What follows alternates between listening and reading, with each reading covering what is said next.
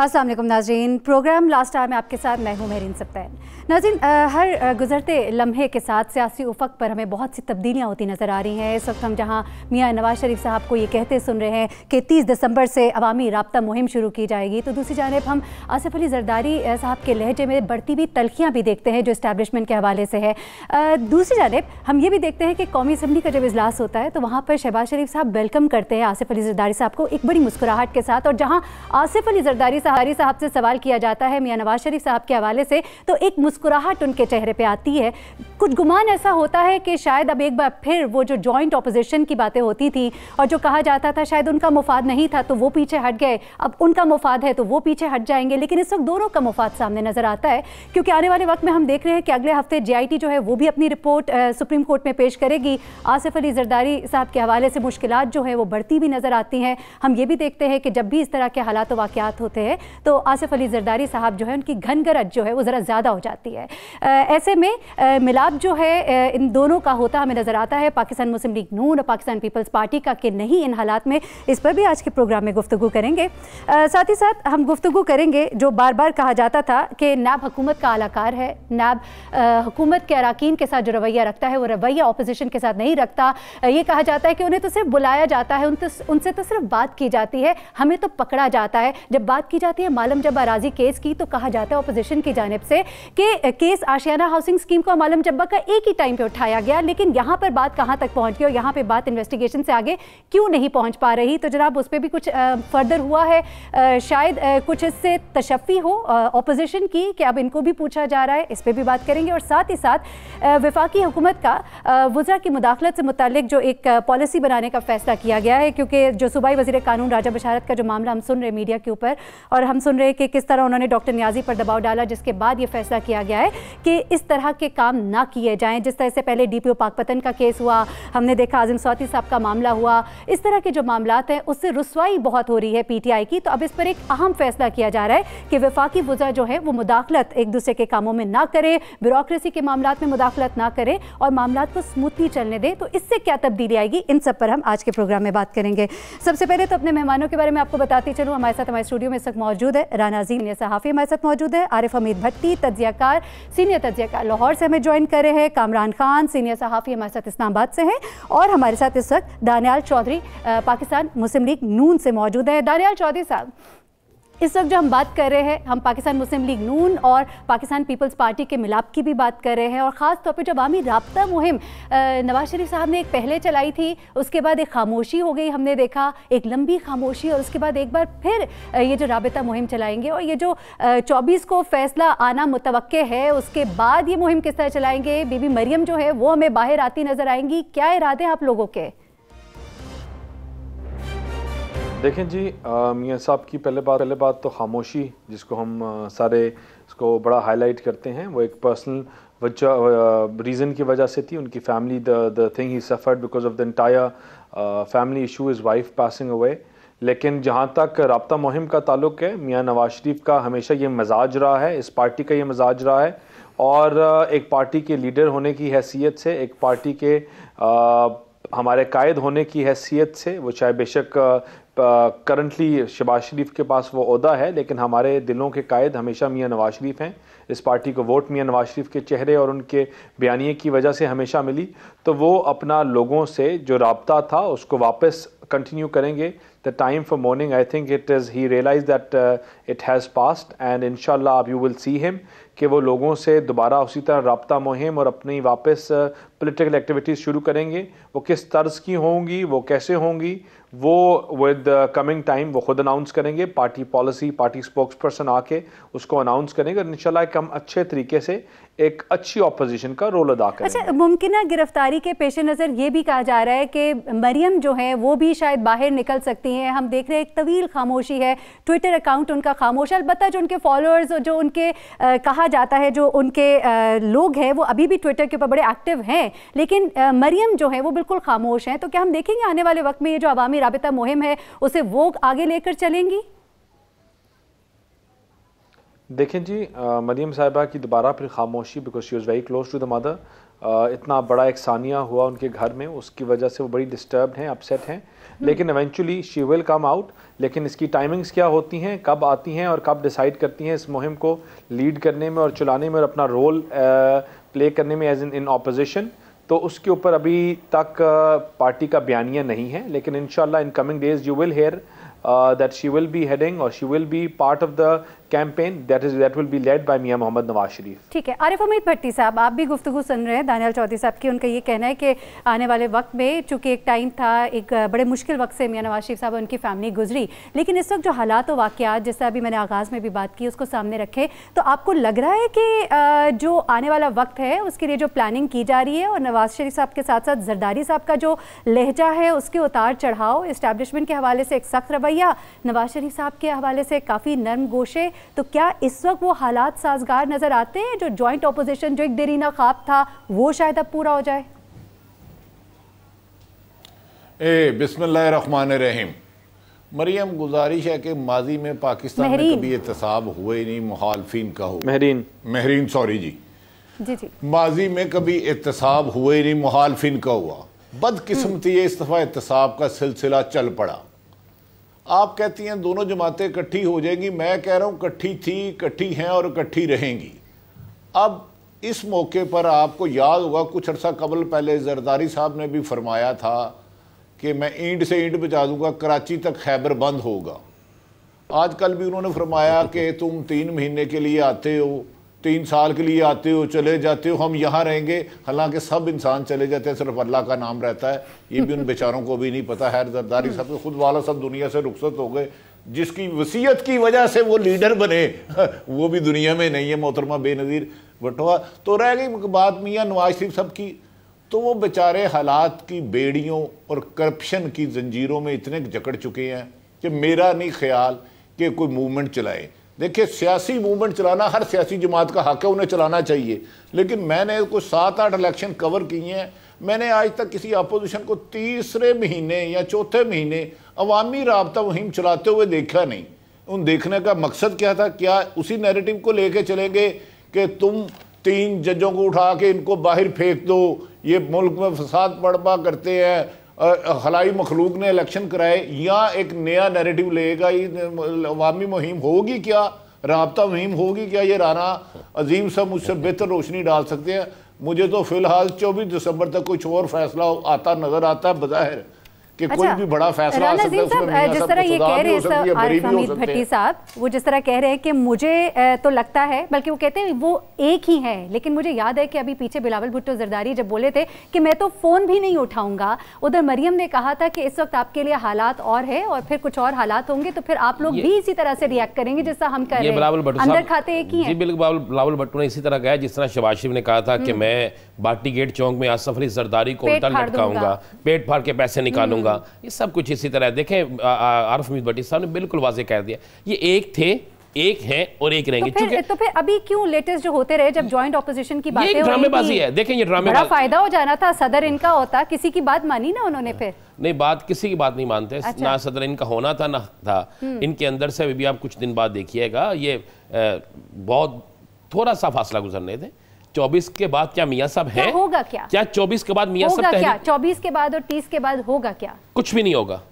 ये सिर्फ एक ब्लैक मेलिंग करने के लिए काम हो रहा है कि किसी तरीके से 24 को रिलीफ मिल जाए, किसी तरीके से वो GIT की रिपोर्ट जो आ रही है उसमें किसी और को रिलीफ मिल जाए। और दूसरे उसके बाद क्या है, हाल ही ये दोनों का गठजोड़ नहीं है, इनके साथ मौलाना फजलुर रहमान साहब हैं, ANP है, और तो और यहाँ इनके साथ मंजूर पशीन के लोग भी हैं। चूंकि इन्होंने टारगेट क्या किया है, मैं क्लियर कर दूं, टारगेट इनका यह है कि एक तो फौजी अदालतों का में तोसी का वक्त आ रहा है, इन्होंने उस वक्त पे ये सारी गेम खेलनी शुरू की है कि हर तरफ से गवर्नमेंट को और अदारों को तनकीद का निशाना बनाया जाए, और जब इन पर इतना प्रेशर अदारों पे डाला जाए कि एक तो हम अपना रिलीफ लें, दूसरा जब कहें कि फौजी अदालतें जो इस मुल्क में वाहद पहली दफ़ा ऐसा हुआ कि जहां पर सियासी लोगों को नहीं, दहशत गर्दों को उनके मंतकी इंजाम तक पहुंचाया गया है। और दहशत गर्दों के पीछे कौन होता था, उनकी सपोर्ट कौन करता था? भारत करता था। और भारत किन को नवाजता था? इन्हीं सियासी जमातों को जो आज ज़्यादा शोर डाल रही हैं।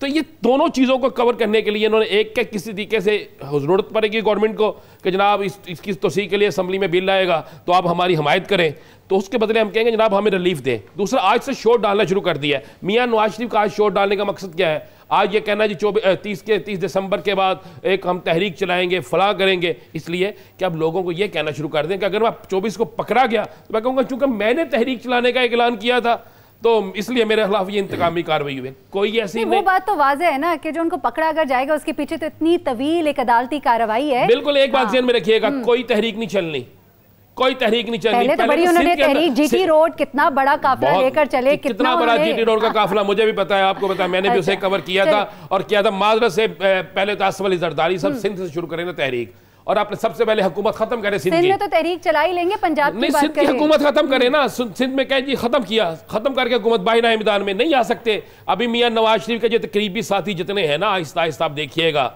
ये 30 के बाद देखिएगा ना जरा, अभी तो बहुत अहम इंकशाफात भी सामने आ रहे हैं। अभी तो बहुत से लोगों ने बातें मान भी ली हैं अब तो। अच्छा कामरान खान साहब शहर इक़्तिदार में बैठे हैं, कुछ हमें बताएं वहाँ से आप कि इस वक्त जो नवाज शरीफ साहब हैं, जो इस वक्त मीटिंग्स हो रही हैं, जो यहाँ पर फैसले किए जा रहे हैं, और साथ ही साथ जो जरदारी साहब हैं वो जो इस वक्त इतनी परेशानी में नज़र आ रहे हैं, आने वाले वक्त में वो भी हमें सुलाखों के पीछे नज़र आ रहे हैं, और अगर वो भी सुलाखों के पीछे चले जाते हैं नवाज शरीफ साहब भी, तो उसके बाद इन दोनों की जो विरासत है, जो उनके अगले है, कौन हम बिलावल भुट्टो जरदारी को, मरियम नवाज को, या किसको देखेंगे, या वो भी चले जाएंगे सुलाखों के पीछे? जी देखिए, सबसे पहली बात ये कि पहले तो मैं उस पर कमेंट कर दूं, ये जो बात हो रही है कि जी ये 30 से कोई कैंपेन, मास कॉन्टैक्ट कैंपेन है वो शुरू होने जा रही है मुस्लिम लीग नून की जानिब से, और नवाज शरीफ उसके रूए रवा होंगे। तो मैं दानियाल चौधरी साहब को बता दूं कि वो बोल रहे हैं कि नवाज शरीफ साहब जो हैं वो सारी ज़िंदगी के लिए नाअहल करार दिए जा चुके हैं सियासत से, नंबर 1। नंबर 2 ये है कि वो न सिर्फ वज़ारत उज़्मा से, वो कोई पार्टी ओहदा भी नहीं ले सकते, सिर्फ वज़ारत उज़्मा से नाअहल नहीं हुए थे, पार्टी ओहदे से भी नाअहल हो गए थे। तो सुप्रीम कोर्ट ने उनको डिसऑनेस्ट और गैर सादिक और गैर अमीन डिक्लेयर किया है। तो ये एक डिक्री है जो उनके नाम पे लिखी जा चुकी है, नंबर 1। नंबर 2 ये कि जो जिस कॉन्टैक्ट की, मास कॉन्टैक्ट कैंपेन की वो बात कर रहे हैं, उसकी नौबत आती नज़र नहीं आ रही। उसकी वजह यह है कि इस वक्त 24 तारीख को कोई एक फ़ैसला नहीं आना, उनके ख़िलाफ़ 2 मुख्तलिफ फ़ैसले आने हैं। उनके खिलाफ अल अज़ीज़िया स्टील मिल में भी आने हैं, और जो ऑफशोर कंपनी है उस वाले केस में भी उनके खिलाफ, और ये 2 अलग-अलग, याद रखें कि ये दोनों अलग-अलग केसेस हैं, इन दोनों में उन्हें अलग-अलग सज़ा अगर होती है तो इन दोनों में अलग-अलग फ़ैसले आएंगे। तो और जिस तरीके से ये प्रोसीडिंग इसकी चली है और नैब ने प्रोसिक्यूट किया है जिस अंदाज में, अब ये तकमील के मरहल में हमने सारा कुछ ये रिपोर्ट किया है, तो कहा यह जा सकता है, इम्कान है, देखिए हम फैसले प्रेडिक्ट नहीं कर सकते, लेकिन इम्कान ऐसा नज़र आ रहा है कि उसमें इनका बचना जो है वो मुश्किल नज़र आ रहा है।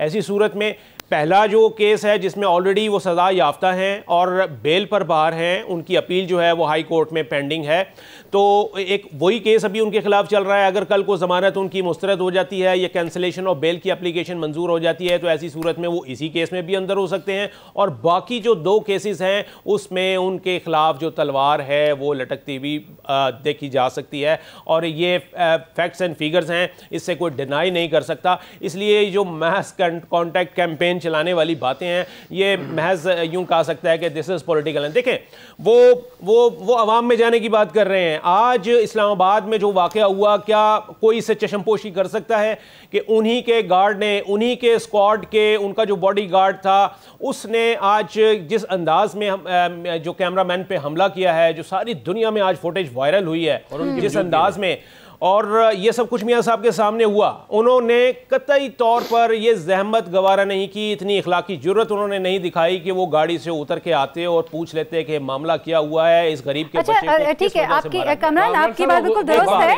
ये फिर वही, ठीक है, इस पे भी गुफ्तगू करते हैं एक ब्रेक के बाद।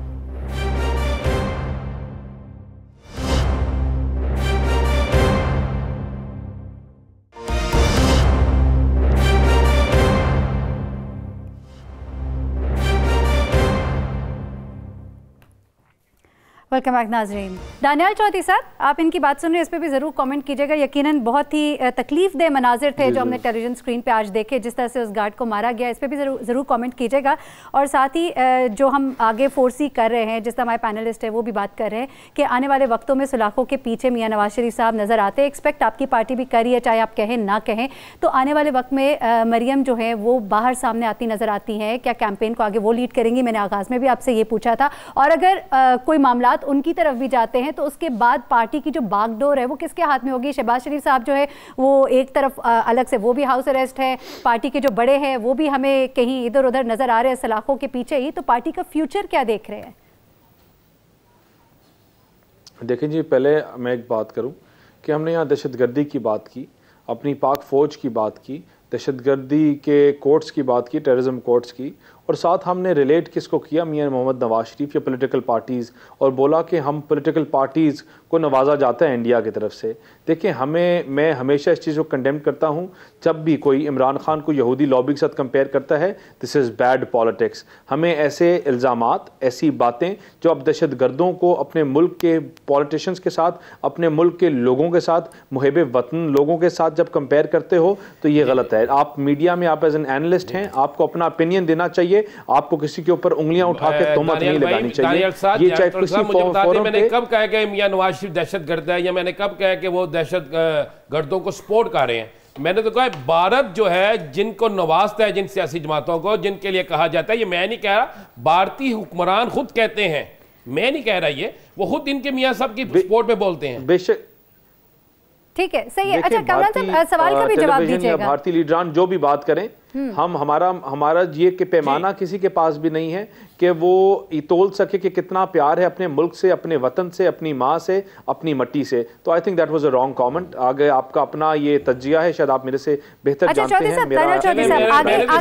आगे बढ़ते हैं, ये बताइएगा आने वाले वक्त में बागडोर किसके हाथ में होगी? ये सब तो बहुत मुश्किलात दिखाई दे रही है पाकिस्तान मुस्लिम लीग नून की। आने वाले, एक बात कहूं जी, आने वाले टाइम पे देखें, मियां मोहम्मद नवाज शरीफ की no doubt Maryam has played a very important role throughout. So अगर मुझे आप बोलने दें एक मिनट प्लीज, मुझे आवाज आरिफ हमीद साहब आपकी तरफ आते हैं। जी जी, कि Maryam has played a very important role. वो पीछे से हमेशा अपने फादर की, अपनी फैमिली की सपोर्ट रही हैं, और इंशाल्लाह she is a brave lady. I have worked very closely with her, and आप देखेंगे इंशाल्लाह आने वाले टाइम पे she will be part of the party, running the party, और पार्टी के साथ शहबाज शरीफ के साथ कंधे से कंधा मिला के उनकी सपोर्ट बनेगी। और आज ये मुश्किल टाइम है पार्टी के ऊपर, लेकिन हम जितने भी लोग बैठे हैं ये अपनी पार्टी की जंग लड़ते हैं, अपनी पार्टी को रिप्रेजेंट करते हैं, चाहे वो सीनियर लीडर्स हों या जूनियर्स हों। हम तमाम लोग जितने भी पार्टी के, और मियां मोहम्मद नवाज शरीफ, शहबाज शरीफ के एक फैसले के ऊपर तमाम पार्टी इकट्ठे होकर डिसाइड करेगी क्या किया जाए, और मेक श्योर करेंगे कि डेमोक्रेटिक नॉर्म्स अफेक्ट ना हो, डेमोक्रेटिक नॉर्म्स को अबाइड किया जाए, और हम जलाओ घराव की सियासत नहीं करेंगे, आग लगाने की सियासत नहीं करेंगे, हम सिर्फ मोबिलाइजेशन की सियासत करेंगे, इसको कहते हैं पार्टी रिवैम्पिंग। और एक चीज और देखिए, आप जब देखते हैं, अगर इफ यू लेट मी, मैं आपकी तरफ आऊंगी, फिनिश वन थिंग जी जी कंप्लीट कीजिएगा। अच्छा आरिफ हमीद भट्टी से बताइएगा कि ये जितना सिंपल ये बता रहे हैं, इतना ही सब कुछ सिंपल है। आने वाले वक्त में कैंपेन को वो लीड करेंगी, आपको भी ऐसा ही सब दिखाई दे रहा होता है, डूब जाएगी। नहीं महरीन, देखिए हर पॉलिटिशियन का राइट है अपने लीडर को डिफेंड करे और ख्वाब देखे, ख्वाब देखने में तो कोई प्रॉब्लम नहीं है। फिलहाल इनके लीडर वो हैं जिसे सुप्रीम कोर्ट ने नाअहल करार दिया, सुप्रीम कोर्ट ने, मैंने आपने नहीं, और मुल्क की सबसे बड़ी अदालत गालबन वो है जिसके लिए ओथ ले रहे थे। हालात तो वाक़यात ये कह रहे हैं कि मरियम हमारी बहन मेरे लिए काबिल एहतराम है, अचानक खामोश हो गई, और किस वजह से बेल हुई ये सबको पता है, किसको नहीं पता? जो खामोश है, वरना चिड़िया उड़े, तोता उड़े, कबूतर उड़े पे ट्वीट आती थी। अगर आप ना पुराना रिकॉर्ड निकाल लें उनके जेल जाने से पहले, नहीं तो मैं भेज देता हूँ, मेरे पास A to Z उनकी ट्वीट्स पड़ी हैं हमारे मोहतरम लीडर की। नवाज शरीफ साहब की खामोशी, जो कह रहे थे कि अदारों को बाहर फेंक दूंगा, अचानक क्यों खामोश हो गए?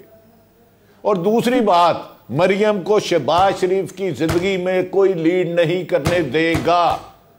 पिछले साल जब मुस्लिम लीग का सरबराह चुना जा रहे थे इस्लामाबाद में, तो पहली दफ़ा मोहतरम शहबाज शरीफ साहब अपनी वालदा शमीम बेगम साहबा के पास गए, उन्होंने कहा वालदा मैंने हमेशा बड़े भाई की बात नहीं कभी टाली, अब मैं आपको खबर दे रहा हूँ, अंदाज़ा नहीं कह रहा, जीरे सब्जी वाले से नहीं मैं पूछ के आया कि जब तक मेरी ज़िंदगी है मरियम कल की बच्ची है, इसे होते हुए पार्टी का सदर मैं नहीं मानूंगा। तो अब तो शहबाज शरीफ साहब पे भी बड़ा मुश्किल वक्त आया है ना आरिफ हमीद भट्टी साहब। अगर हम देखते हैं कि शहबाज शरीफ साहब भी सुलाखों के पीछे चले जाते हैं, तब तो मरियम का वक्त आ जाएगा ना, कि तब भी नहीं आएगा, फिर हमजा आ जाएंगे। मेरी बहन, मेरी एक गुजारिश सुन ले, हुसैन और हसन खश्तियारी, समदी खश्तियारी, वालद नाहल, मरियम साहब को सजा हो चुकी, बेल पर है, बेल पर है, बेल पर है, बेल पर है, बेल पर है। दोनों भाइयों ने कह दिया, हुसैन और हसन ने, हमने पाकिस्तान नहीं आना। मुझे ये बता दे 30 दिसंबर के बाद क्या मूवमेंट लेके अवामी राब्ता मुहिम चलाएंगे, उसका मकसद क्या होगा? हर चीज का मकसद होता है ना, ये मेरे खिलाफ धांधली हुई है, मैं करप्शन कर रहा हूँ, ये मेरे घर डाका हुआ है, मेरे डाकू नहीं पकड़े गए, सानिया मॉडल टाउन हो गया, 100 लोगों को गोलियां मार दी, कातल दंदनाते फिर रहे हैं, इन्हें नहीं पकड़ा गया, बल्दिया फैक्ट्री में आग लग गई, इन्हें नहीं पकड़ा गया, मेरा पैसा लूट के ले गया, मुझे नहीं पकड़ा गया। क्या मकसद क्या होगा, मुझे समझ नहीं आ रही। और ये कोई, मैं राना अजीम साहब से एग्री हूं ना, मूवमेंट चलेगी जब नवाज शरीफ साहब रेस्ट हुए। हाँ, एक दफा ये हुआ कि फरिश्ते भी आ गए, लाहौर से इस्लामाबाद तक सर ही सर नजर आ रहे थे, मैंने जाना था, मुझे बाई एयर जाना पड़ा, रोड ही कोई खाली नहीं था। फिर जब मोहतरम नवाज शरीफ साहब लंदन से 7 घंटे लेट फ्लाइट पे अबू धाबी से होते हुए आ गए, तो शहबाज शरीफ साहब मुस्लिम मस्जिद से लाहौर एयरपोर्ट पर नहीं पहुंच चुके, हालांकि हू का आलम था, कराची था, खैबर, इंसान ही इंसान थे, सितारों को भी जगह नहीं मिल रही थी, जमीन छुप गई थी, पाँव और नहीं। अच्छा राना अजीम साहब, ठीक है, दुरुस्त फरमा रहे होंगे आरिफ हमीद भट्टी साहब, लेकिन आपने भी देखा होगा वो जो जोशे खिताबत था और जो मरियम का जोशे खिताबत था वो बहुत ज़्यादा था, और वो जो जोशे खिताबत है वो आवाम को उनकी तरफ मुतवज्जो कर पाएगा? नंबर गेम की अगर बात करें तो बिल्कुल नहीं कर पाएगा। ज़हन में रखिएगा, ये जो मुस्लिम लीग नून के बहुत से अरकान असम्बली अब बिल्कुल बरमला ये कहते हैं कि हमारा बेड़ा गर्क करने में, ये लफ्ज़ इस्तेमाल कर रहा हूँ, मैं नहीं कह रहा, फिर आप कहेंगे कि शायद कह रहा, वो मैं उन अरकान असम्बली की गुफ्तगू कहेंगे तो अगले प्रोग्राम में हम चला भी देंगे off the record. Chaudhry Nisar बड़ा इस चीज से नाराज है, वो कह रहे हैं कि जनाब हमारा तो बेड़ा गर्क कर दिया बीबी ने, वो नाम लेके कहते हैं,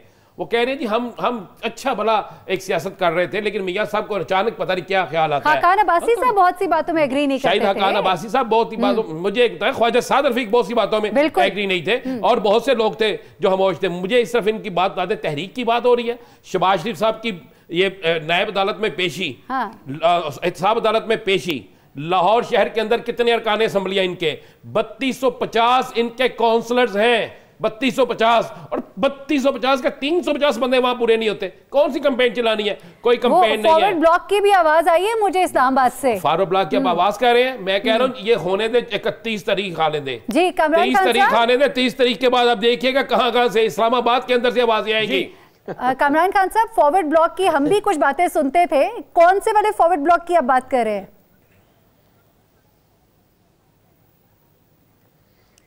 जी कमरान साहब, कौन से वाले फॉरवर्ड ब्लॉक की बात कर रहे हैं आप? जी बिल्कुल। देखिए इस वक्त असेंबली में मैं आपको बताता चलूं कि पहले तो अगर मुझे इजाज़त दीजिए, चूंकि दानियाल चौधरी साहब ने कहा था कि जी पहले मेरी बात सुन लें, तो उनकी बात सुनने के लिए मुझे रुकना पड़ा था।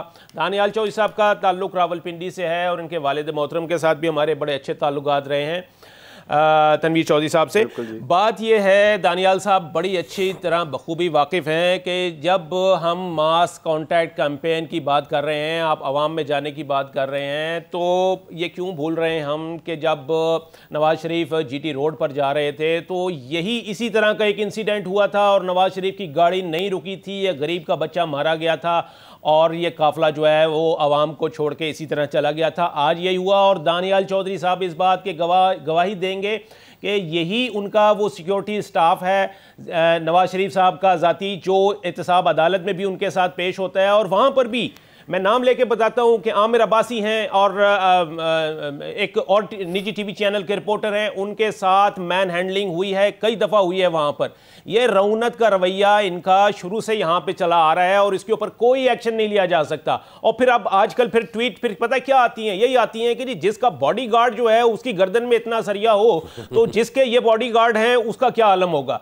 तो माफी के साथ ये चीजें हैं। यहां तो लीडर को मौका मिलना चाहिए, वो सियासतदान तो इस मौके के इंतजार में होता है कि वो देखे कि कोई इस किस्म की चीज हो तो वो फौरन उतर के आता है और वहां पर पब्लिक में आके पूछता है कि ये क्या हुआ, ना कि एक गरीब के बच्चे को आपने देखा आपके सामने फॉरवर्ड ब्लॉक की जो बात कर रहे थे उस पर जल्दी से कमेंट कर दीजिएगा। और नहीं जी, अच्छा, मेरे ख्याल से आप तक आवाज़ नहीं ठीक से पहुंच पा रही है। दानिश चौधरी साहब, आप कुछ कहना चाहेंगे? फिर हमने ब्रेक पे जाना है। इसी पर जो वो बात कर रहे हैं, ये तो आपसे हमने उस वक्त भी सवाल किया था, लेकिन चले कोई कमेंट आपका, उसके बाद take a break. Forward block की हम आवाज़ भी सुनते हैं और हमें खुशबू भी आती है जब इस मुल्क की मईशत जो है, इकॉनमी, फॉरेन इन्वेस्टमेंट 60% से ड्रॉप हो जाए, डॉलर डी वैल्यू हो जाए 20% से, आपके हर बंदे के इस मुल्क के ऊपर 2654 बिलियन का कर्जा चढ़ जाए, इन फॉरेन इन्वेस्टमेंट कम हो जाए, 237 मिलियन पे जब आ जाए तो आप फॉरवर्ड ब्लॉक की नहीं, आप साहब ये बात करते हैं तो अगर अपने गिरबान में भी झांकना पड़ेगा पाकिस्तान मुस्लिम लीग नून को। चलिए ठीक है, यहाँ पर हम ब्रेक लेंगे। मैं आपको मैं अपने गिरबान में झांक के आपको जितने फैक्ट्स हैं, अगर अभी ब्रेक के बाद मैं आपको बताता हूं और आपको बताते हैं कि हम क्या छोड़ के गए और अभी जो आपकी हुकूमत है क्या बहुत गुफ्तगू आजकल के प्रोग्राम्स में हो रही है। छोड़ के क्या गए, यही बता दें, छोड़ के क्या गए। हमें ब्रेक पे जाना है, इसके ऊपर बहुत गुफ्तगू हो रही है आजकल। जौन सा टेलीविजन चैनल आप जो है जाएं तो आप देखें, बहुत गुफ्तगू है, बहुत मटेरियल है, कौन कितना छोड़ के गया, किसने क्या नहीं छोड़ा और किसने क्या डील्स की और कौन सी डील्स हैं जो किस तरह की डील्स थी, उन सब पे बहुत गुफ्तगू हो रही है। हमने भी एक और अहम मौजू की तरफ जाना है ब्रेक के बाद, और ब्रेक के बाद हम बात करेंगे वफाकी जो वज़रा है उनकी जो मुदाखलत है मुख्तलिफ वजारतों में ब्यूरोक्रेसी के हवाले से, उस हवाले से अब सख्त इक़दाम लेने का फैसला किया गया है, क्योंकि बहुत शर्मिंदगी उठा चुकी है PTI इस हवाले से, और अब फैसला किया जा रहा है कि अब दोबारा DPO पाकपतन जैसा मामला ना हो, आज़िम स्वाति जैसा मामला ना हो, इन सब मामलात को अब कंट्रोल करना पड़ेगा, क्योंकि राजा बशारत जो है उनका मामला भी सामने आया और उसके बाद यह हम फैसला किया जा रहा है। इस पर भी गुफ्तगू करते हैं एक ब्रेक के बाद।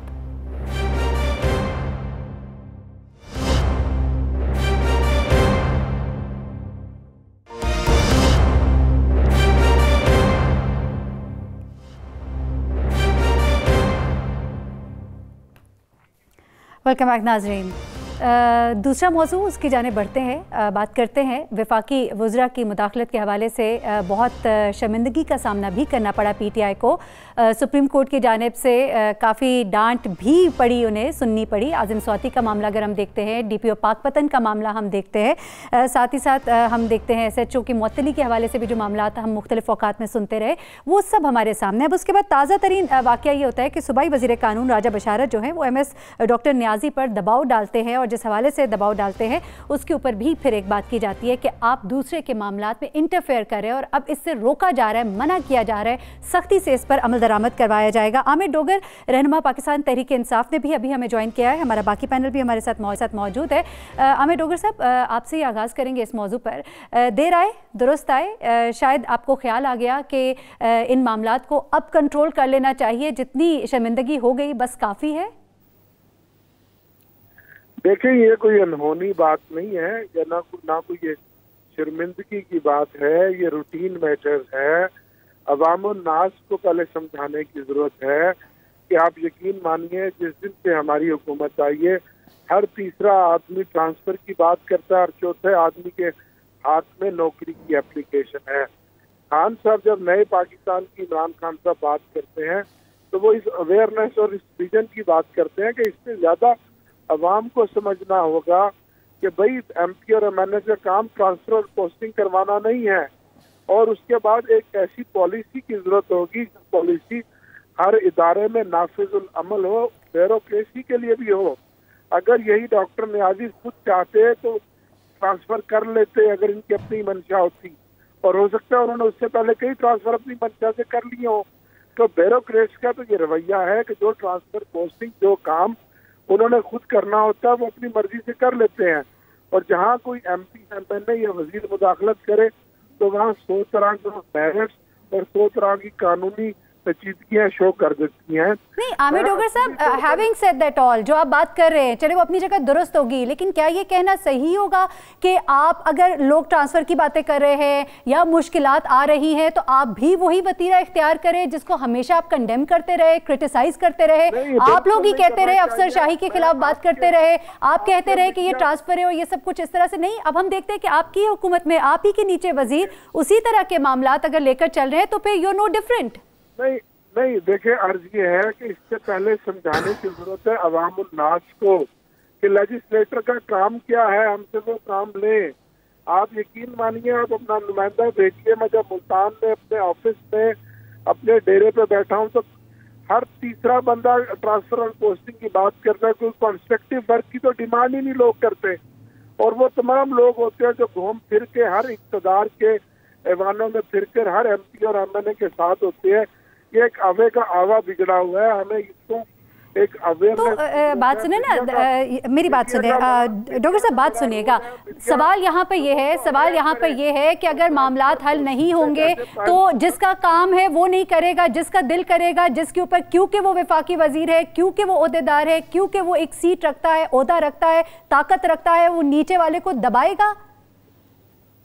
नहीं, ओहदा और इक़्तिदार एक अलग चीज है और ये सब आर्जी चीजें हैं। नहीं तो राजा बशारत साहब किस हक के साथ MS जो है उनको फोन करते हैं या उनको कहते हैं, जो भी, चाहे वो सही कह रहे हैं चाहे वो गलत कह रहे हैं, लेकिन वो किस हक के साथ ये काम कर रहे हैं? मेरी बहन, रूटीन यही है लोग कि वजीर कानून जो है वो वजारत सेहत के मामलात में बोलेंगे, ना वजारत सेहत से कोई बात आई ना कहीं और से, वजारत कानून से कोई भी उठ के कह देगा। नहीं, ये कोई अनहोनी बात नहीं है। सारा दिन MP MNA वजीर यही कुछ तो करते हैं। इसी के अगेंस्ट तो नया पाकिस्तान बनाने की हम बात करते हैं, और नया पाकिस्तान तभी बनेगा जब एक पॉलिसी बनाई जाएगी और एक टेन्योर पॉलिसी बनेगी जिसमें सख्ती से अमल होगा कि कोई ट्रांसफर पोस्टिंग छोटी से छोटी हो या बड़ी से। चलिए दानियाल चौधरी साहब से जरा पूछ लेते हैं। दानियाल चौधरी साहब, हक में तो वो बोले हनीफ अब्बासी साहब के ही, लेकिन आप समझते हैं कि ये तरीका सही था, ये जो उन्होंने किया, जिस तरह से फोन करना या किसी पे दबाव डालना, अपनी मिनिस्ट्री का, अपनी ओहदे का फायदा लेते हुए किसी को दबाव में लेकर आना, ये सही तरीक़ाकार है, चाहे आप हक पर ही हो? देखें जी, पहले तो मैं राजा बशारत साहब मेरे भाई के अगेंस्ट इलेक्शन लड़े थे, तो आई थिंक कि मैं थोड़ा बायस्ड भी हो सकता हूँ इस चीज़ के ऊपर, लेकिन I always have my own opinion and I will be very vocal about it. देखें आप, राजा बशारत साहब को लोगों ने वोट दिए और उनके हलके में अस्पताल आता है, वो चाहे किसी का भी मसला हो। जब लोग आपको पावर डेलीगेशन ऑफ पावर का कॉन्सेप्ट क्या है कि जब आप लोग आपको वोट देते हैं, आपको पावर डेलीगेट करते हैं, तो एक्सपेक्ट करते हैं आप काम करेंगे। एक अस्पताल जो उनकी कॉन्स्टिट्यूंसी में आता है उसके MS को कॉल की उन्होंने, लेकिन देखिए आप इसको आजम सवाती के सिनेरियो से कंपेयर नहीं कर सकते, DPO पाकपतन के साथ नहीं कर सकते, आप इसको फिशरीज या IG इस्लामाबाद के केस के साथ नहीं। उन्होंने ना अपने काम के लिए ना किसी और चीज के लिए कॉल की थी, एक कॉल जो एक नॉर्मल पॉलिटिकल नॉर्म है for a work that had to be done. Maybe शायद उन्होंने उस वक्त लफ्ज कुछ सख्त चूज कर लिए हो, लेकिन I think he had all the right, the law permits him, and at the same time अगर मुझे कोई कहता है इस चीज को कि किसी लॉ की वायलेशन हुई है तो मैं कानूनदान हूं, मुझे खाली ये बता दें कौन से रूल्स और कौन से लॉ की वायलेशन हुई है। जगह छोड़ के वो वजारत सेहत के मामलात में भी जो मर्जी कहें, जब दिल करे फोन उठा के कर दे, कोई नॉर्म्स नहीं है, कोई तरीकाकार नहीं है, उसको आप अडॉप्ट करने की कोई जरूरत नहीं है। जिस वजीर का जिस वक्त दिल करे किसी भी महकमे में किसी को भी फोन करके और धमकी भी दे सकता है। You agree to it? Very good. Arif Hameed Bhatti sahab, आप क्या कमेंट करेंगे इस पे? चलिए आरिफ हमीद भट्टी साहब को कमेंट लेते हैं। देखिए मैं खाली ये एक चीज का मैं डिफेंड नहीं कर रहा, मैं खाली ये बात कर रहा हूं कि देखिए अगर आपको आपके हलके में एक हॉस्पिटल आता है, आप रिक्वेस्ट, जहां तक धमकी की बात है वो गलत बात है बिल्कुल, लेकिन जहां तक वो अपना एक बयानिया एक रिक्वेस्ट कर रहे थे, I think he had all the right, it is in his constituency, लोगों ने उनको वोट दिया है और लोग एक्सपेक्ट करते हैं कि लोगों को काम करेंगे। आरिफ साहब को, आरिफ साहब बताइएगा आप क्या समझते हैं, is it the right way? उनके इलाके के अंदर आता है, जिसको मर्जी जिस इदारे में मर्जी फोन करे, जो मर्जी कहे। महरीन साहब, मैं जिस इमरान खान साहब को 25 सालों से जानता हूं, आज मुझे उसकी सियासत दफन होते हुए नजर आई है कि उसकी एक पार्टी का लीडर और नून लीग का लीडर एक पेज पे आ गया। वेल डन भाई इमरान खान साहब, आपकी सिलेक्शन को सलाम, आपकी सिलेक्शन को सलाम, क्योंकि मेरी उनसे बहुत नहीं, वो तो हक बात के लिए इकट्ठे हो रहे हैं ना आरिफ हमीद वकील साहब, हक बात के लिए इकट्ठे हो रहे हैं वो तो। नहीं उनके नहीं, मेरी अर्ज सुन लेना, हक बात इमरान खान आज कश्मीर के इशू पे भी इकट्ठे थे ये। नहीं मेरी अर्ज सुन लेना, साफ चली शफाफ चली, एहतसाब बिला इम्तियाज, अदारों को सियासत से पाक करेंगे, रूल ऑफ लॉ होगा। मैंने सुना था, किताबों में लिखा है, लोगों से सुना है, इमरान खान से भी सुना है कि यार ये अराकीन असम्बली का काम ट्रांसफर पोस्टिंग नहीं है, कानून साजी करना है, अवाम की फलाह बहबूद के लिए काम करना है। जमहूरियत वो है जिसके समरात आम शहरी तक पहुंचे। मुझे तो आज पता चला है मैं नए वजीर का ये काम है, ओए MS तू कल अपनी सीट पे नहीं रहेगा। ओ व्हाट इमरान खान साहब, चेंज, तब्दीली, ग्रेट इमरान खान लीडर, बहुत जल्द ग्रेट नजर आए मुझे। पाक पतन में 5 साल इन्होंने नासर दुरानी का नाम किया कि जी हमने पुलिस को सियासत से बिल्कुल साइड पे कर दिया है, बिल्कुल एक तरफ कर दिया है, कोई इंटरफेरेंस नहीं। इमरान खान साहब KPK में खुद कहते रहे कि कोई एक सिफारिश बताओ जो की हो। मैं खुद भी जानता हूं इमरान खान ने आज तक जिंदगी में एक सिफारिश नहीं की, लेकिन आज मुझे लग रहा है कि मुस्लिम लीग नून को जिंदा करने की तैयारी PTI के कुछ लोग कर रहे हैं। अगर PTI इसको डिफेंड करेगी कि हाँ तबादले कराना हमारी जिम्मेदारी है, हम पे सियासी प्रेशर है, तो फिर इमरान खान के उस विजन को, अपने अल्फाजों को वापस लेना होगा जो इन्होंने दर्जनों इंटरव्यू में हमारे साथ बातें की हैं। इमरान का तो मकसद ही था कि करप्शन से पाक करूंगा अदारों को, सिफारिश से पाक करूंगा, खैर खासा वो आम के साथ इंसाफ होगा, लुटेरे जेल के पीछे होंगे, किसी को पर्ची लेने के लिए CM सेक्रेटरीट नहीं जाना पड़ेगा।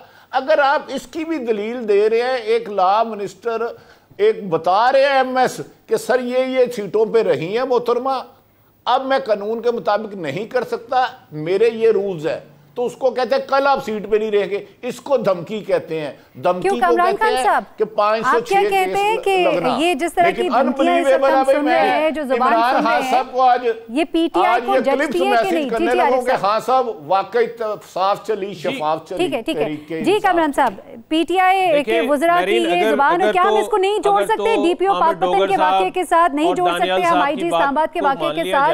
ये सब जो है ये एक ही तरह की कड़ियां है ना? नहीं जी, अगर आमिर डोगर साहब और दानियाल साहब को मान लिया जाए तो फिर हमें यह भी मानना पड़ेगा कि आजम सवाती ने जो IG इस्लामाबाद को कॉल की थी वो बिल्कुल सही की थी। हमें यह भी मानना पड़ेगा कि DPO पाकपतन के केस में फिर जो इन्वॉल्वमेंट हुई थी वो भी ठीक हुई थी। ठीक है, ये तीनों अपनी नौयत के डिफरेंट केसेस हैं, लेकिन बात ये हो रही है कि क्या कोई इलेक्टेड रिप्रेजेंटेटिव, कोई जो किसी ओहदे पर फाइज है, चाहे वो वजीर है या कोई सेक्रेटरी है, इवन वो किसी दूसरी वजारत के किसी ऑफिसर को ये कहे कि इसकी ड्यूटी फलानी जगह लगाओ वरना कल से तुम अपनी सीट पर नहीं होगे, अगर ये वाला कल्चर जो है इसको आप प्रोमोट करेंगे तो ये मेरा ख्याल है कि खामी की खामी है। उसकी वजह यह है कि सुप्रीम कोर्ट तक ने ये ट्रांसफ़र और पोस्टिंग ऐसे मामलात हैं, इसमें सुप्रीम कोर्ट तक ने एक बड़ी डिटेल्ड जजमेंट जो है वो दी हुई है, जिसमें कि ये कहा गया है कि कोई वजीर क्या थ्रू प्रोसेस भी अगर आप किसी का ट्रांसफर जो है वो मेलाफाइडी इंटेंशन के साथ करना चाहें तो आप नहीं कर सकते। मैं आमिर डोगर साहब और दानियाल साहब की बात से इस हद तक जरूर मुत्तफिक हूं कि यकीनन देखिए वो मैंडेट लेकर आते हैं, कॉन्स्टिट्यूंसी से आते हैं लोग, उनके ट्रांसफर और पोस्टिंग से उनकी डिमांड करते हैं उनसे, तो ये होता है, but it should have been done through proper channel. अगर ये इस तरीके से होगा कि आप एक फोन कॉल पर कहेंगे कि जी उसके ट्रांसफर करो, तो देखिए बड़ी क्लियर सी बात है, जितना बड़ी साहब ने कहा बिल्कुल इसी तरह है। बिल्कुल हम एक नुमाइंदा फोन कर सकता है, पंजाब के अंदर बड़े हालात बुरे हैं, अगर एहसन गुज्जर जो है वज़ीर आला हाउस में बैठ के पुलिस के तबादले करा सकते हैं तो एक वजीर कानून भी ये सब कुछ कह सकता है, सब बदलना पड़ेगा ना, एक अच्छा और अगर दानियाल साहब इसकी सपोर्ट कर रहे हैं तो दानियाल साहब को तो करनी चाहिए कि क्योंकि उनकी दौरे हुकूमत में अगर 14 अफराद कत्ल हो जाते हैं और कत्ल करने वालों को शाबाश मिलती है उस वजीर को दोबारा उसी सीट पे ले आते हैं, तो इनके दौर में अगर किसी जगह पर सरेआम तशद्दुद किया जाता है, इनके दौर में अगर यंग डॉक्टर्स को तशद्दुद का निशाना बनाया जाता है, उनकी मदद के लिए जाने वाले शौकत बसरा पर पुलिस पर्चा दे देती है, अगर इनके दौर हुकूमत में ये सारा कुछ जायज़ होता है, तो फिर आज राजा बशारत को किया हुआ फोन जो है वो दानियल साहब को अच्छा लगेगा, इसलिए कि इनके दौर में ये सब कुछ होता रहा। हाँ, एक चीज जरूर है, उस पर क्यों नहीं हम बोल रहे, उस पर हम क्यों नहीं बात कर रहे कि आखिर उस एमएस के साथ ज्यादती हुई जैसा, लेकिन उसको क्या इख्तियार हासिल था, कुछ टेलीफोन कॉल्स को वो ऊपर सेक्रेटरी हेल्थ को भेजता कि मेरे साथ ये हुई है।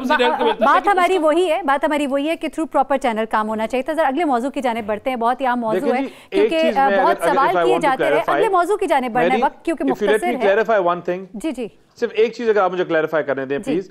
मैंने कंडेम्ड किया, मैंने कहा जो थ्रेट की है वो गलत है, और अगर हम आईनी तकाजों की बात करते हैं तो he has all the right to call, लेकिन जहां तक थ्रेट की बात है उसको मैंने पहले भी कंडेम किया और दोबारा कहता हूं that was a wrong act. चलिए दानियल साहब, आप राइट की बात कर रहे हैं, हम प्रॉपर चैनल की, प्रॉपर तरीकेकार की, जो वजह करदा असूल है उनकी बात कर रहे हैं, लेकिन चलिए ठीक है, अगले मौजू की जानिब से बढ़ते हैं। मालम जब्बा केस की भी बात करते हैं, क्योंकि आप लोग ही, ऑपोजिशन ही है, वो सबसे ज्यादा ये शोर मचाती है कि नैब का जो रवैया हुकूमत के अराकीन के साथ है वो मुख्तलिफ है, उनके इत्तेहादियों के साथ जो उनका रवैया है वो मुख्तलिफ है, जो हमारे साथ रवैया है वो मुख्तलिफ है। यहाँ पर तो सिर्फ पकड़ धकड़ होती है और हमें तो गिरफ्तारियां भी दी जाती हैं, हमें पकड़ा भी जाता है, उनसे सिर्फ सवालन जवाबन होता है, ये आप लोगों का कहना है। लेकिन अब अगर हम बात करते हैं मालम जब्बा केस की, उसमें हम देखते हैं कि अब मामलात जो है वो आगे बढ़ते दिखाई दे रहे हैं, वहाँ पे सवाल जवाब से बात आगे बढ़ती हुई दिखाई दे रही है। इसके ऊपर ज़रा हमें गुफ्तगू करनी है, तो दानियल साहब आप ही से आगाज़ कर लेते हैं। क्या कहेंगे इस वक्त जो मालम जब्बा केस के ऊपर जो काम कार्रवाई आगे को बढ़ी है, इससे आप लोग मुतमईन हैं या आप चाहते हैं कि इसके ऊपर भी इतनी तेजी से कार्रवाई होती है जितनी कि आशियाना केस पे हुई? जी बिल्कुल, आज जब सीएम साहब गए और निकले तो हमने वहां अकाउंटेबिलिटी का ये हाल देखा कि सीएम साहब ने स्टेटमेंट दी कि मैं पहली और आखिरी दफा आया, और मैं आया भी इसलिए क्योंकि मैं इज्जत देना चाहता था, मैं चाहता नहीं था मेरी तरफ उंगलियां उठाई जाएं, लेकिन मैं पहली और आखिरी दफा आ रहा हूं। और आपने एक chief minister who has worked in Punjab, who is produced in Punjab, जिसने पंजाब जो 54% इस मुल्क की इकोनॉमी, जीडीपी और आपके बजट को सपोर्ट करता है, आपके वो सूबा जिसमें सबसे ज्यादा काम हुआ, उसके चीफ मिनिस्टर को आपने पकड़ के अंदर बंद किया हुआ है और अभी तक चार्जशीट फाइल नहीं कर सके। और हम बात करते हैं अकाउंटेबिलिटी, और आप बयान सुने उन चीफ मिनिस्टर का, उनका क्या बयानिया है। और अगर आप अकाउंटेबिलिटी की बात करते हैं तो फिर आई थिंक सिंध का बयानिया बेहतरीन है कि 15 साल चीफ मिनिस्टर रहो, कोई काम ना करो, कुछ भी ना करो, और फिर घर में आराम से बैठ जाओ। देखिए, ये अगर अकाउंटेबिलिटी है तो इसको ना एक्सेप्ट करते हैं लोग, ना हम और ना पाकिस्तान की आवाम। This is not accountability. और अगर आपने अकाउंटेबिलिटी की बात करनी है तो अकाउंटेबिलिटी का एक नॉर्म है कि आपको ये नजर भी आनी चाहिए और अक्रॉस द बोर्ड भी हो। और जब अक्रॉस द बोर्ड बात करते हैं तो आप पकड़े अलीम खान साहब को, आप पकड़े इमरान खान साहब को। Sir, if you do not cut me, let me finish. क्या सवाल आपकी गुफ्तगू, आपकी गुफ्तगू से हम कह रहे हैं, ये बता दें क्या आशियाना पैरागॉन केस जो मेट्रो जो 40 अरब की थी आज 80 अरब पे चलेगी। आप पकड़े उस इमरान खान को जो कहता है मुझे तो नहीं पता कि डॉलर की कीमत चढ़ी थी, और असद उमर कहता है कि उनको पता थी ओवरनाइट ट्रेडिंग हुई। जब ये डॉलर की रुपी, ये डॉलर जो है, ये डॉलर 10 रुपए ओवरनाइट बढ़ा। किसी ने फॉर्चून बनाया, किसने अरबों रुपया बनाया, नैब करे इन्वेस्टिगेट के किसने ये अरबों रुपया बनाया, नैब करे नंदीपुर में अरेस्ट, नैब उन तमाम केसेस में अरेस्ट करे, उन तमाम चीजों में अरेस्ट। तो फिर आके बताएं कि शरायत देखें आप, ये वो शरायतें हैं कि जो ओवरनाइट आपका 10 रुपए बढ़ गया। इट इज इम्पॉसिबल अगर इनसाइड ट्रेडिंग ना हो। यहां हमने पहले भी देखा धोबी और ड्राइवरों के नाम पे इनसाइड शेयर्स बेचे गए, और आज हम देखते हैं कि जिसने भी डॉलर्स खरीदे इनके लोगों में से, उसने ओवरनाइट फॉर्चून बनाया। और जब हम बात कर अकाउंटेबिलिटी की, मेरी बहन मेरीन, तो अगर हम अकाउंटेबिलिटी की बात करते हैं तो हम शुरू करें इनसे, हम शुरू करें हुकूमत से जो उनके नंदीपुर का है, हम शुरू करें ईओबीआई के केस से, हम उन तमाम लोगों से जिनके अपने केसेस पेंडिंग हैं और आपने उनको पोस्टपोन करके एक केस को पकड़ के आपने आप भी जवाब दीजिएगा इनकी बात का जो ये बात कर रहे हैं। लेकिन एट द सेम टाइम, क्योंकि अभी पीटीआई के रहनुमा तो कोई हमारे साथ नहीं मौजूद, लेकिन आप इस पे जरा कमेंट कर दीजिए, उनकी साइड से भी अगर इस बात को थोड़ी सी वजाहत कर दें आप तो अच्छा होगा कि जो बातें की जा रही हैं, जो बेज़ाब्तगियां बताई जा रही हैं इस केस में भी, आशियाना केस की तरह यहाँ पर भी हम देखते हैं बेज़ाब्तगियां हुई। अभी इसके ऊपर इन्वेस्टिगेशन हो रही है, इन प्रोसेस है। लेकिन जिस तरह से कोई टीआरस नहीं बनाए गए, जिस तरह से बोलियां लगाई गई, जिस तरह 5 एकड़ से 25 एकड़ अराजी जो है जंगलात की दे दी गई, ये वो तमाम मामलात है जो सवाल उठते हैं इसके ऊपर। तो फिर नैब के हवाले से जो रिजर्वेशंस हैं ऑपोजिशन की कि हमारे साथ जो रवैया है वो उनके साथ वो रवैया नहीं है, बात वहीं पर है कि वहां पर पकड़ धकड़ है, यहाँ पर सिर्फ सवालन जवाबन है। आपको भी ऐसा लगता है? नहीं, देखिए, गुजारिश ये पहले देखना ये है कि क्या पीटीआई कितना अरसा इकतदार में रही। 3 माह हुए हैं, 4 माह हो गए हैं। हम केपी हुकूमत के दौर की बातें कर रहे हैं ना, मालूम जब्बार राजी की बात कर रहे हैं। 2530 साल नहीं, मैं अर्ज करने लगूं 25 से 30 साल बाद पीपल्स पार्टी भी इतना रही। हाँ, जो है इन पे अरबों खरबों रुपए के इल्जाम है। मैं ये नहीं कह रहा सच्चे हैं ये खरे हैं, ये खुद जरदारी शहबाज शरीफ साहब कहते रहे कि मैं जरदारी को उल्टा लटका के सकटों में घसीटूंगा और पैसा वापस लाऊंगा। सिरे महल का इल्जाम मैंने नहीं लगाया, मेफेयर फ्लैट का मैंने नहीं लगाया। हाँ, ये बात मैं जरूर कहता हूं हमेशा, एहतसाब करास्ती बोर्ड होना चाहिए। जब भी सिलेक्टेड इंसाफ करेंगे वो नफरत को जन्म देगा। अभी तो इनकी हुकूमत शुरू हुई है, यकीनन जब इनका टाइम गुजरेगा 100 दफा ये दूसरी हुकूमत आए इनका तो करे। अगर अब भी कोई इशू आता है, जैसे मेरी नज़र में तो ये जो कॉल आई है और ये जो डीपीओ का इशू हुआ है, मैं तो इमरान खान को समझता था कि वो अब तक कार्रवाई कर लेगा। एक कमज़ोर सीएम लगाने का यही नुकसान होता है कि जब आप जिद पर अड़ जाए और किसी ऐसे शख्स को उस ओहदे पे लगा दे जो उसका अहल नहीं है, तो उस अदारे को तबाह करने के लिए। क्योंकि इमरान की तो क्रेडिबिलिटी की वजह से लोगों ने वोट दिया है कि ये सच्चा आदमी है, ईमानदार आदमी है, ये लोगों के लिए डिलीवर करेगा।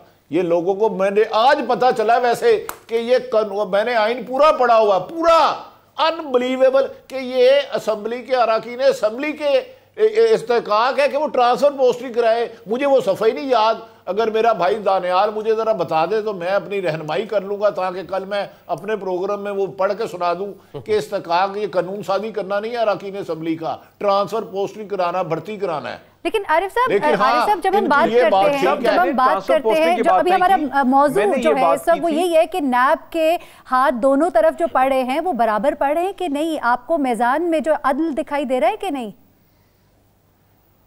नहीं, देखिए, ये बात उनकी सच है, मैं इसको सच कहूंगा। बात यह है कि इलेक्शन के दिनों में जिन लोगों को बुलाया जा रहा था, हुकूमती और हुकूमती इत्तेहादी लोगों को अब नहीं बुलाया जा रहा, ये नाइंसाफी है। इंसाफ करना है तो खुदारा करास्ती बोर्ड करो। मादी में भी एहतसाब होता रहा मुखालफिन का।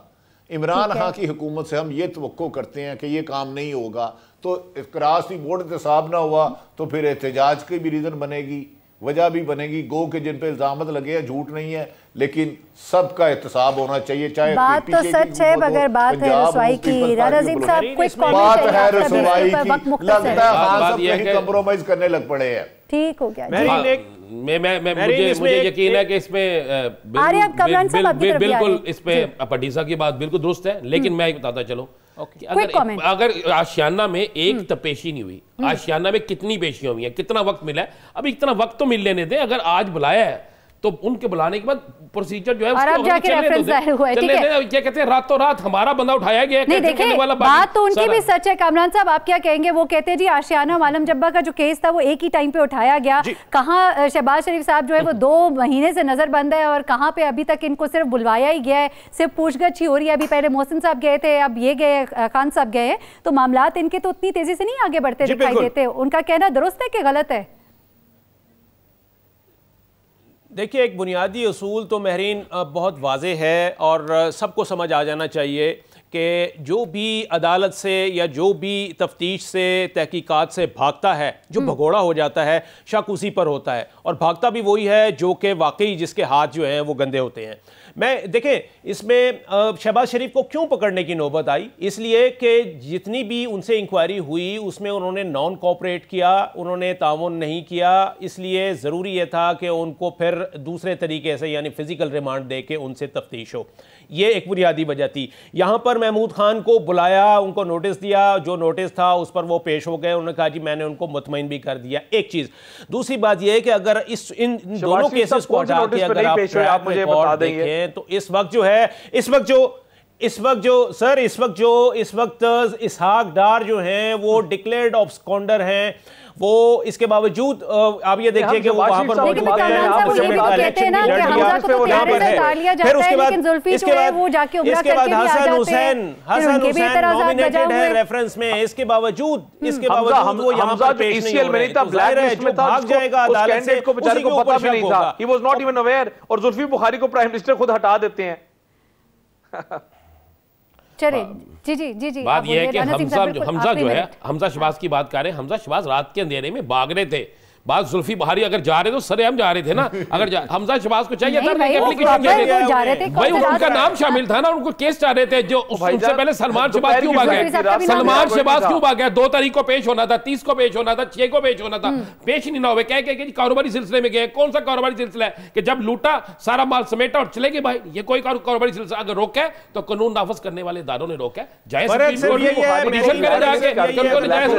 इमरान खान साहब ने 4 घंटे फ्लाइट डिले की, रोका, फिर लेके वो ठीक था, और एक बंदा जिसको बताया भी नहीं गया, ईसीएल में भी नहीं था, उसको खिलाफ ऐसा लग रहा है कि जनाब अगर आपको ना बताओ, मैं बता देता हूं। हमजा शहबाज जब गए तो अहमद सलीम भट्ट वहां का उनका वोटिंग कार्ड लेने गया है, जो सीबीआई यूनियन का साबिक सदर थे, जिनको जाली डिग्री पे फारिग किया गया था, उसको आगे भेजा, तुम लेके आओ। वहां पे पूरा एक सिस्टम तैयार था कि किस तरह लेके निकलना है। ये तो assumptions हैं, ये बातें हैं जो हम फोर्सी करें कि क्या मामला है आने वाले वक्त में। अलबत्ता मामला जो है वो सिर्फ इतना नहीं है, मामला ये है कि वाक़ईतन एहतसाब सबका होना चाहिए, एक पेज पर होना चाहिए। और यकीनन मालम जब्बा केस के हवाले से जिस तरह से पेशरफ्त हो रही है, अब दिखाई दे रहा है कि आने वाले वक्त में एहतसाब जो है वो सबके लिए एक ही तरह से होगा, जैसे कि जस्टिस साहब ने अभी पीछे बात भी की थी। मुझे महरीन सब्तैन को इस प्रोग्राम से इजाज़त दीजिएगा। अपने मेहमानों का मैं शुक्रिया अदा करूँगी। इंशाल्लाह आपसे कल फिर दोबारा 11 बजे मुलाकात होगी। अपना बहुत ख्याल रखिएगा।